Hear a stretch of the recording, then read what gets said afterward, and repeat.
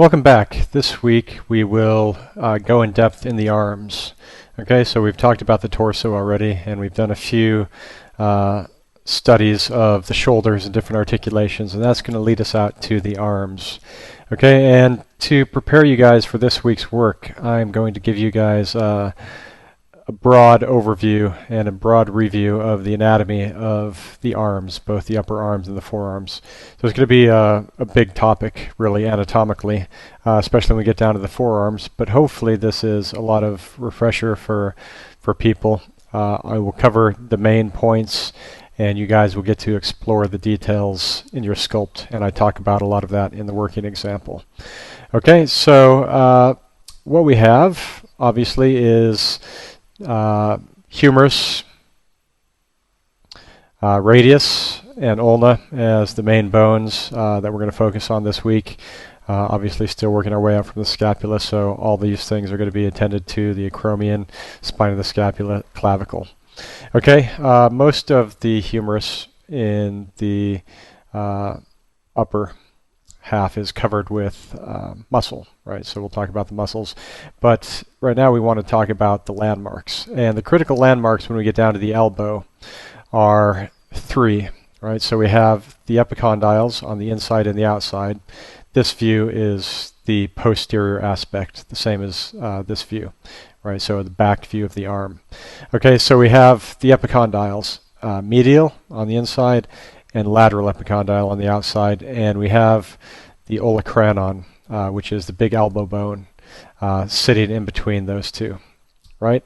Olecranon is a hinge joint. It has a nice little socket that it rotates back and forth in at the end of the humerus, and off either side is the epicondyles. Okay, so really this entire ridge here is broadly superficial, meaning under the skin on the lateral part of the arm, the lateral aspect of the humerus. Okay, and this gives rise to the forearm muscles that I call the ridge muscles, which come off down this way, and I'll go into more detail on those in a minute. But down here, this little point becomes important because it gives rise to all of the extensor muscles of the forearm, right? So all the things that extend the wrists and the fingers backwards come off of the lateral epicondyle. So we'll keep our eyes open for that. Likewise, and kind of opposite, on the medial epicondyle is the origin of all the flexor muscles, right? So the things that flex the wrist and flex the fingers come off here, right? And they fill in this little gap. Okay, ascending from the medial epicondyle, we don't have a ridge like we have on the outside, but what we do end up having is a little intramuscular septum, or an aponeurosis, so kind of a tendinous sheet that goes up here and kind of continues where bone continues on the outside. And this will be a divider for the tricep muscles in the back and some of the flexors of the elbow in the front, the biceps and the brachialis. Okay, so we'll keep our eye out for that in the reference, and I'll show you that on the anatomy plates. Okay, so that's the broad overview of the epicondyles. Remember, when the elbow is straight and the arm is kind of aligned top to bottom, these three landmarks are more or less horizontal. When the elbow bends, the hinge joint rotates forward, up and around, and as a result, this landmark descends, and you end up getting a kind of a triangle. And we'll see that on our guy today, so I'm going to just try to draw really crudely in perspective a bent elbow, right? So his hand is coming out here, thumb, fingers, like that. So you get a bend of the landmark like that. Disregard that if you think that's ridiculous and poorly drawn, because it is. Apologies. Okay, beyond that, I'm just going to point out this little guy. This tuberosity on the radius is where the biceps comes down and attaches into, right? And this actually rotates back and forth. So the radius has a little, almost like a thimble joint, like a suction cup, a little round piece where it grabs on right here. And this allows it to flip back and forth over the ulna, right? So the radius rotates around as the palm is facing up or down. So again, just to refresh the terminology, palm facing up is called supination. Imagine yourself holding onto a bowl of soup. So your hand is supine or supinated. If you turn your palm down, so if this guy flipped his hand over, the radius would rotate over top of the ulna. And ulna remains more or less stationary along the same axis, and the radius flips over here. And the palm is like this, thumb out. And that is called prone. So you've just pronated the forearm. Okay, and the difference, we hopefully all know, between these two as far as forms and musculature goes, is obviously the forearm muscles go from the epicondyles to their respective palm or back of the hand. So when it pronates or supinates, this vector changes entirely. But also, because the biceps comes down and inserts into this little tuberosity on the radius, and the radius rotates, the bicep gets shortened or lengthened depending on whether this is flipped up or down. And we'll see that in the exercise for this week. We're going to do pronation and supination of the arm so you guys can really appreciate the mechanics of this. Okay, that's the quick overview of the landmarks. We'll see more about those when we start to really analyze the images for this week's assignment. Okay, and as we lay the musculature over, I'll go through the critical points on the muscles. So we'll start with the upper arm, and we'll leave the forearms off for right now. We'll analyze those in a few minutes. So first, we have two aspects, the anterior aspect and the lateral aspect, so the front and the side view of the arm from the outside. And the main things that we're going to tend to, one is biceps, which we know sits over top, is kind of the main flexor of the elbow, right? So you see it takes up kind of the first third of the arm in the lateral aspect. And that inserts right down here. Remember, we saw that little tuberosity. And flexes the arm up at the elbow, okay? That's our main flexor. Form-wise, it's kind of a round tube. That's not a surprise when it's extended, and it becomes kind of ball-like in somebody who has developed musculature when it's contracted. But I wanted to show you guys a little bit about the tendon, because we'll see some of these unique characteristic when we start to look at the reference. The primary insertion is down into that tuberosity on the radius, right? And it dives in between the ridge muscles and the flexors here.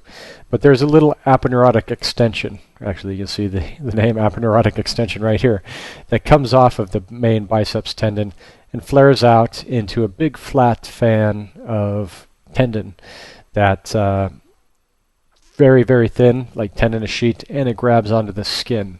So it's kind of a secondary insertion, and it just helps to, again, pull the arm up, but with a slightly different vector, right? And we'll see in the reference for this week that this gives a really pronounced lashing effect as it straps over top of the flexor muscles. Okay, so that's the biceps. In between the biceps and the triceps, we have the brachialis, which is sitting right underneath the deltoid, and it's another flexor of the elbow. And instead of grabbing onto the radius, the difference between these two is the brachialis grabs onto the ulna, right? So it kind of has a somewhat more stable insertion in that it's invariant to pronation or supination, right? So bicep shape will change depending on whether the palm is up or down, and we'll see that in a minute, but the brachialis will not change when the palm is up or down because it's inserting into the ulna. Okay, And it really is just, remember, a bed of muscle that the biceps sits over top of, right? So imagine the brachialis sitting on the humerus and then the biceps just laying on top of it, and that's how it is configured. Triceps, in this view, as we work our way back, we can see the lateral head, which is the outside head, and I characterize that as the egg in the tail, right? Because often you get a big round shape up here, and then a little extension that goes down on the outside down to the insertion, which is on the olecranon. Okay, and now we'll just move to our next view, which is going to be the posterior aspect and the medial aspect to resolve the rest of the triceps. So this is the egg in the tail from the back view. Okay, fine.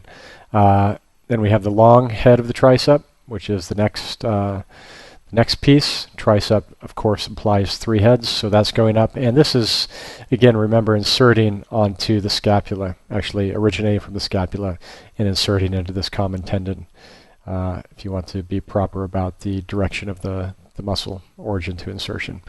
Okay, and this is going to be the primary mass in the medial view of the arm. So the middle view is going to give us this shape, and it's going to be kind of the big bulge. Lesser so for the adjacent head, which is the medial head. Okay, and that is going to sit adjacent to the long head, and it actually sits underneath the common tendon, but it just squirts out and is a little bit of visibility on the inside. Right, and this again is bounded by the medial epicondyle and what Richer, the guy whose plates we're using, I'm sure many people know of him. This kind of intramuscular septum is the boundary for the medial head going back. Okay, so this is going to be the boundary that separates this from the brachialis right here. Okay, so pay attention to that. This is not going to be a big bulge as we see on the inside, and actually our guy that we're using for the reference images here doesn't have a big medial head of the tricep either. Okay, so the last thing is going to be this little muscle, the coracobrachialis, which sits up here and just borders adjacent to the biceps as it goes into the armpit. And we don't need to know much about that other than it just creates a little tube-like form when the arm is raised. So remember that we have a big cutaway here, and all of this stuff is hiding under the chest muscles. So mostly it's not visible unless the arm is raised. Okay, that is it for the kind of quick review of the musculature of the upper arm. And I'll just look quickly at these forms on our main reference images for this week. So ignoring the forearms for right now, but you can tell there's a lot of good stuff going on there. That's going to be one of our critical things. Let me just erase what I've just scribbled on there, and we'll just identify the landmarks. So first, this is the big bulge of the olecranon, right, the big elbow bone. And you can see right here is the lateral epicondyle and the ridge coming up. So lateral epicondyle coming down here, and then the ridge kind of slightly visible, and we can see ridge muscles going off above. Deltoid is inserting kind of midway down the humerus, and in this articulation it's facing outward because his arm is kind of rotated, his humerus is rotated in the socket. Acromion and spine of the scapula coming down here. Medial border. Teres major. And then, kind of when we're doing these two, we expect to see the long head of the tricep going up between them. And we don't really see it right now just because of the way the arm is articulated, but if we rotate it under, we would get a good impression that this is diving back in between those two. Right, so that's what's visible at the long head in this view. And then you can kind of make out the egg here. And he has almost an absence of the tail.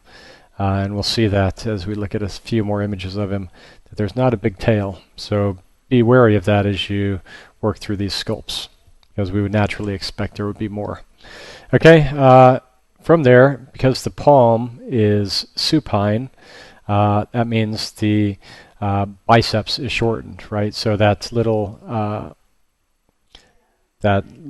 tuberosity is pointed up, right, when the palm is like this, right? So the biceps tendon is coming down like this, and it's shortened, right? So this is the biceps sitting here, and alternately we have in this view, looking at the kind of the outer surface, we have kind of the brachialis sitting over top, right? So this is the main form of the lateral aspect, and just the top of the biceps is showing here. Okay, let's move around the front and see what we see here. View will attend first to the landmarks, and what we see most prominently is this beautiful little guy, which is the medial epicondyle, right? Quite pronounced, and obviously this is the big shape of the olecranon going up, right? So the two big landmarks. You can kind of make out what I was talking about when I was talking about intramuscular septum going up like this. This is going to kind of give us the division between long head of the triceps in the back and brachialis in the front. Okay, so pay attention to those landmarks in your sculpt. Biceps, again, palm is supine, so this is shortened, right? You can see the limit of his biceps muscle and how it's gone round and short up here. Okay, and then this is going to be the little form of the coracobrachialis going up into the armpit. We'll bound the rest of this with deltoid and the pectoral muscles and the deltoid. Okay, so that's going to be kind of our division. Obviously, we're going to have teres major and latissimus dorsi going up in front. And this is going to be the form of the long head of the triceps, right? And I said that it's going to be the big shape, and it is, and you get a really nice kind of rounded shape, kind of a crescent shape coming off where it mates with the medial head of the triceps. Okay, and pay attention to the little flat tendinous spot up here. We've seen that before on dissection images. That just flattens out the planes here. Okay, this is all pretty straightforward, I think, on the upper arm. I think a little bit more of the complexity will come from the lower arm when we get into sculpting it. Last thing I'll just show you is the kind of the general fullness of the brachialis right here, and also the shape of this tendon coming down, right? So we have that tendon coming down, and it's actually broader, so we have some of it over here. And then look at this lashing effect right here. So this is the big strap-like appearance of this muscle, the tendon that fans out and grabs onto the skin. And in fact, this is a kind of an unusual characteristic of that as well. And I can't quite tell you what the composition of this bulge is. It's kind of a fibrous bulge that kind of comes in association with this expansion, and it's kind of just a unique characteristic to him. Okay, so we'll pay attention to that as we go, and I'll show you guys just this particular pose in action, right? So as he kind of extends and contracts, this is what we're looking at. So you can see strap-like effect here. You can still see the medial epicondyle. You can see long head, medial head of the triceps, long head. And then as he flexes back, you can see the forms reveal themselves, right? So most prominent being the tendon going down to the forearm of the biceps, And you can see the lashing effect starting to get more and more pronounced.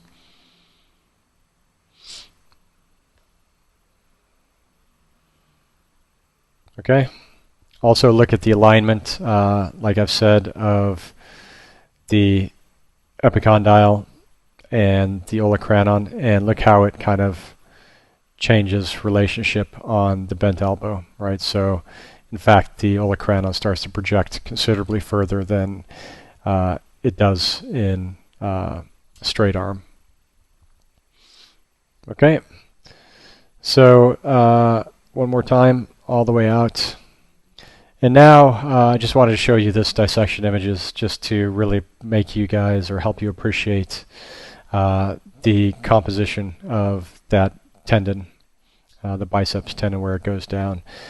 Because you can see that actually it's not just a finite thing that comes off like this, but you're looking at kind of a broad sheet that has kind of a Y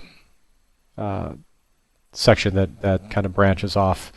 And that's what we're seeing here. So we're seeing the Y section come off here, and then the rest of this broadsheet is going down and diving in between ridge muscles and flexors, right? So we can see the ridge muscles out here and flexors coming off the medial epicondyle. Okay, so pay attention to that. It's hard to miss. Don't overmodel it. So just keep it under control. And now let's look at the forearms. Okay, so this is a little bit more complicated than the relatively straightforward upper arm, and I hope that it's review for most of you, because this is going to be quite a cursory review of a lot of kind of complexity. But first and foremost, we will talk about the ridge muscles, right? These are the two guys that act kind of as forearm muscles because they're down in the forearm, but they actually are flexors of the elbow, right? So brachioradialis and extensor carpi radialis longus, right? So brachioradialis comes down and inserts onto the radius, as the name implies, brachio, and radialis, arm to radius. Extensor carpi radialis longus comes down, turns to tendon, passes under this set of thumb muscles, and inserts into the base of the second metacarpal. Okay, so the second kind of finger bone of the hand, thumb being the first. Okay, those two guys live on the kind of the humeral ridge, which I've just shown you. And they kind of are adjacent to the brachialis, and they snake around to the front. So they're going to be a form that we have to worry about on the forearm in the front view, right? And a little bit in the back view, but primarily this becomes one half of the front of the forearm, these two muscles. Okay, so pay attention to how you align these relative to the flexor muscles. Okay, I'm going to go into the flexor muscles right now, and we'll cover these because we see quite a bit of them in our model's forearm. So first, coming off the medial epicondyle, what we see most prominently here is this thing called the pronator teres. And you would expect to see a lot of pronator teres on our model, but in fact the pose that we're starting with is, again, the palm supinated, right? So in a supine position, the pronator teres is stretched thin, right? Because obviously, as the name implies, it pronates the hand. So this is not a really prominent form in our pose. However, when the palm goes the other direction, this will start to pop out, and it can create a considerable kind of egg shape going from the medial epicondyle to the radius, which is what it pulls on to flip the palm over, okay, to pronate the palm. Okay, so keep your eye out for him. We won't see that in the initial sculpt, but you'll start to see it in some of the modifications that you'll be asked to do. Okay, so from there, let's just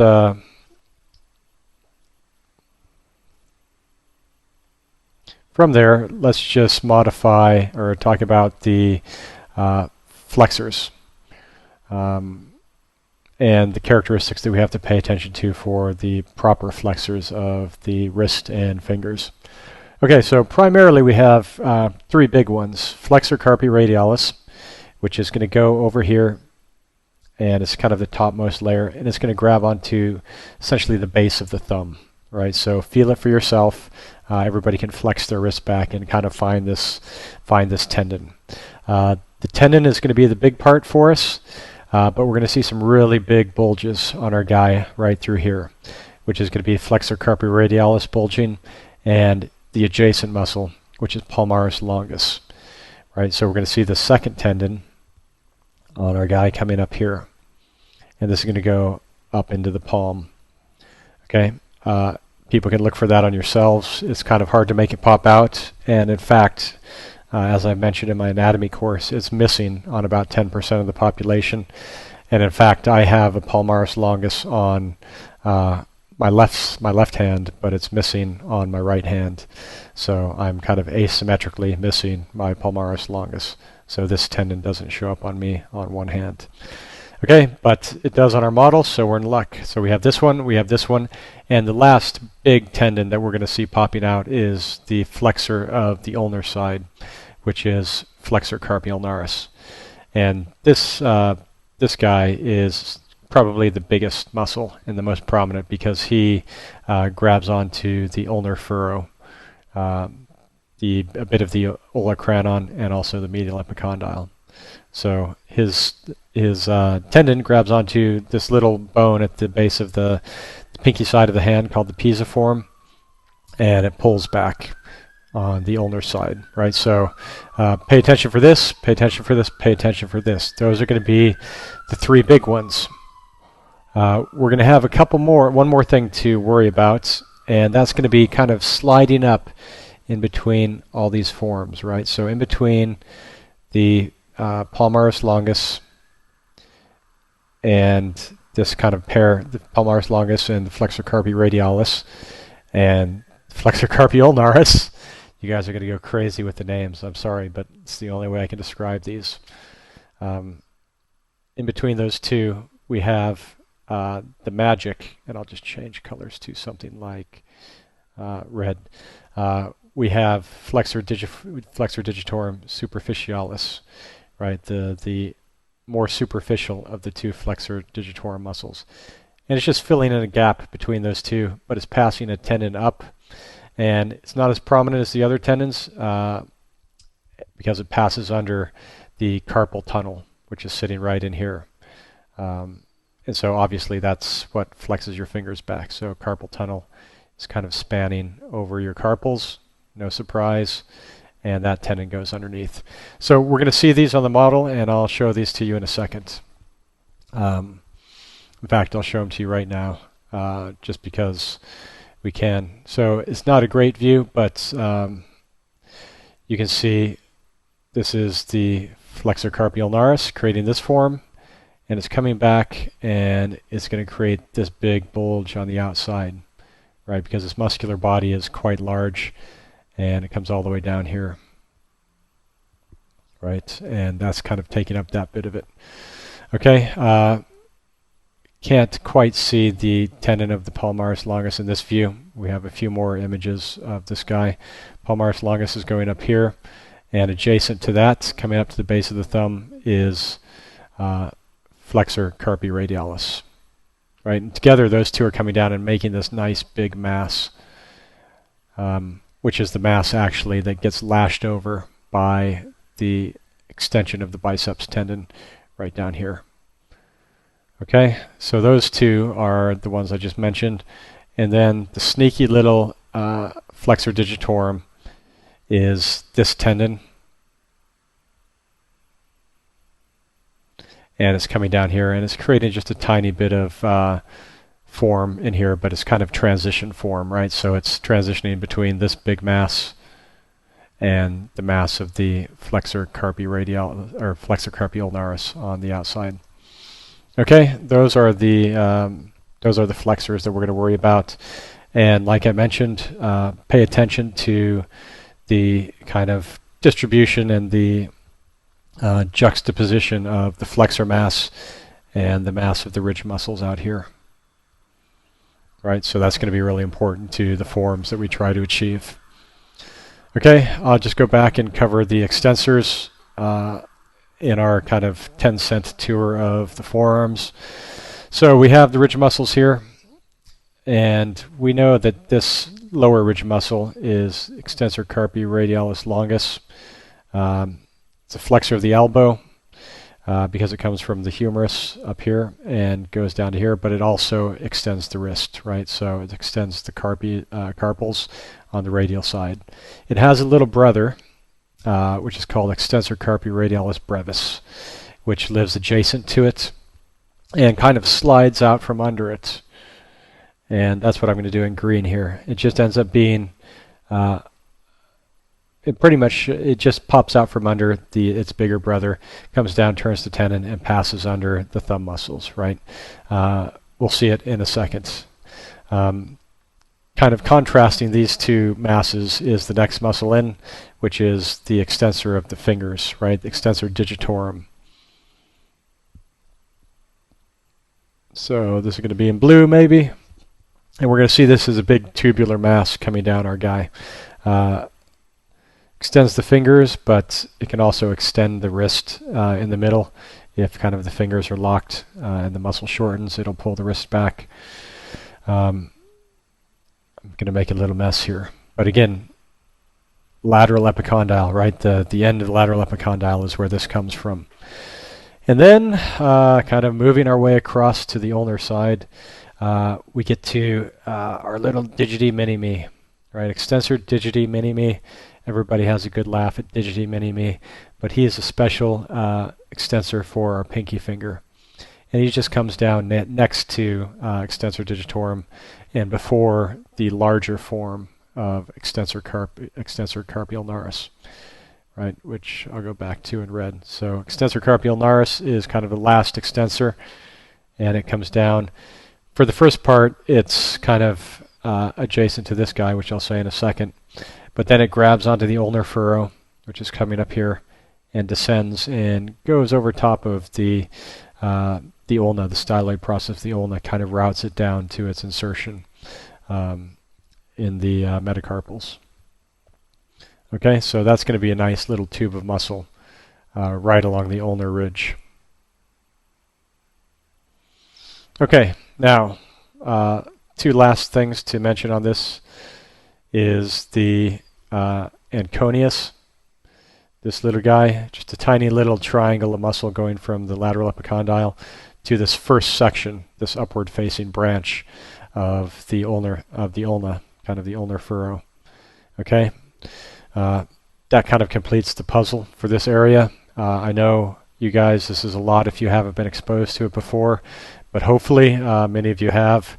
Otherwise, really just forget about the names and look at how they move from origin to insertion. And you'll see me sculpt it, so it should make a little bit more sense.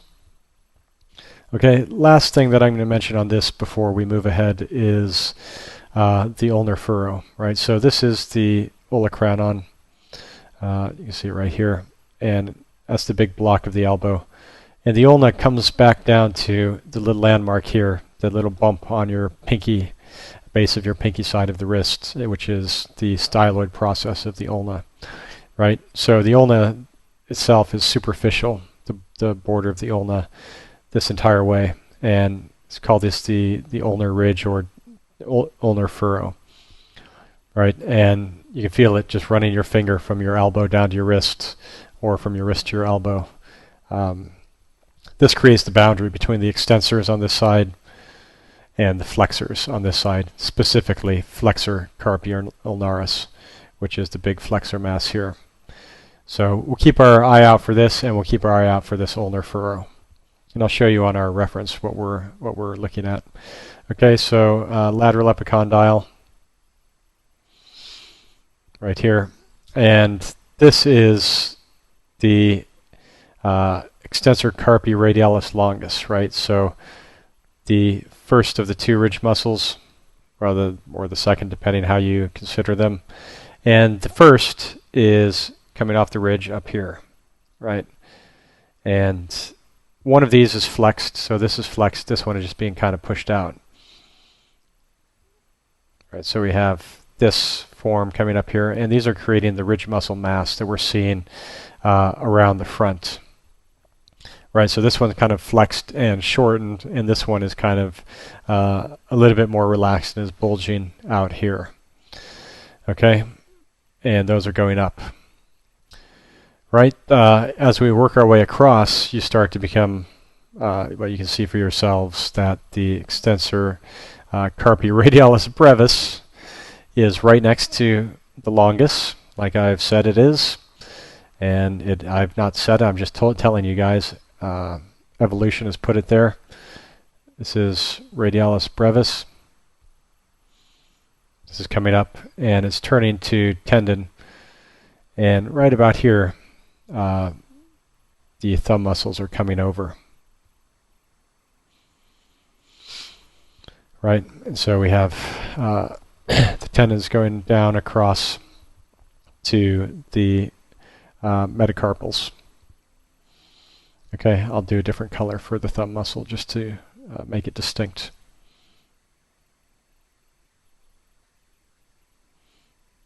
Okay, and now, as you can see, we have a big form coming up, and that's the big form of the extensor digitorum.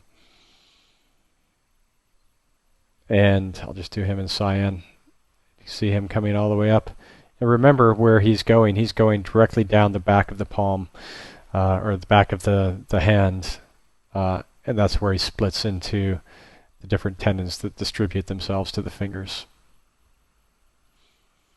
Right, so keep your eye out for that form, and just realize I'm telling you these origins and insertions so that you get the vector going in the right direction, right? Because as you pronate the palm, you're going to have to imagine a little bit of the direction of pull,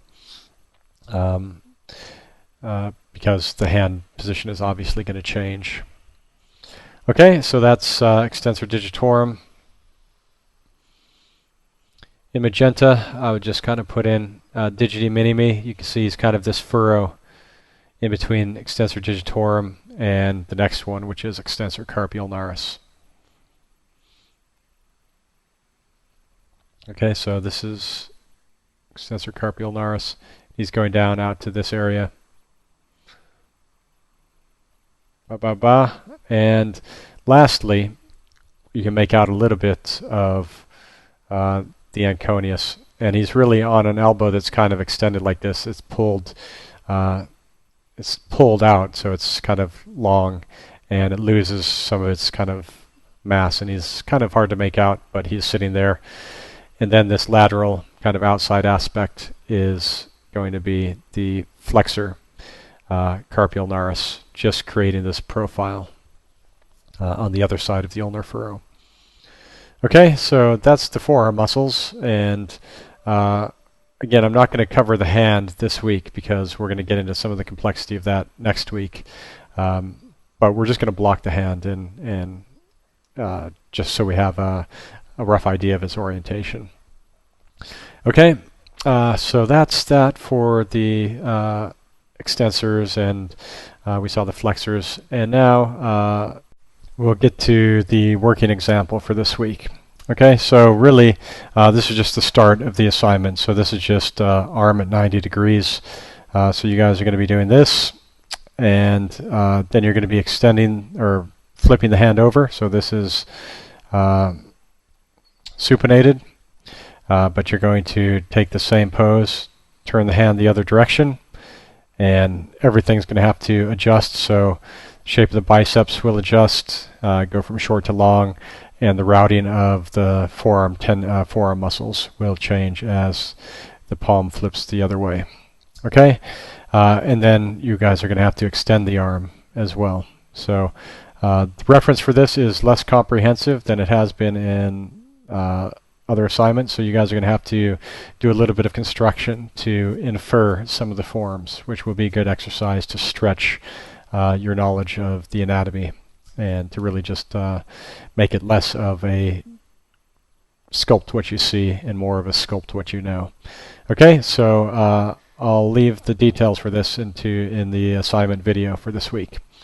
And so now you guys should have a look at the working example and set yourselves up and get going. Thanks.